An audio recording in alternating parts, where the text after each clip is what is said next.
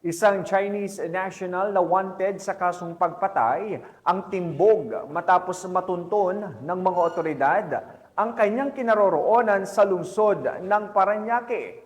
Yan ang tinutukan ni Pacho Woman Rina Joyce Dalire.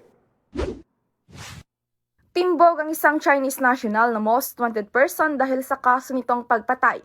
Ito'y matapos maghain ng warrant of arrest ang mga tauhan ng Substation 3 ng Parañaque City Police Station laban sa kanya. Kinilala ang akusado na si alias Wulay, 33 anyos, na isang businessman. Inaresto si alias Wulay nitong Sabado lamang sa Parañaque PNP matapos mag-issue ang Regional Trial Court Branch 114 Pasay City na pinirmahan ni Honorable Elmer Josephine Guerzon noon pang April 22, 2024 sa kaso nitong murder. Sa ngayon ay nakakulong ang akusado sa kustudiya ng Parañaque City Police Station habang hinihintay ang pagbabalik ng commitment order nito mula sa pinanggalingang korte.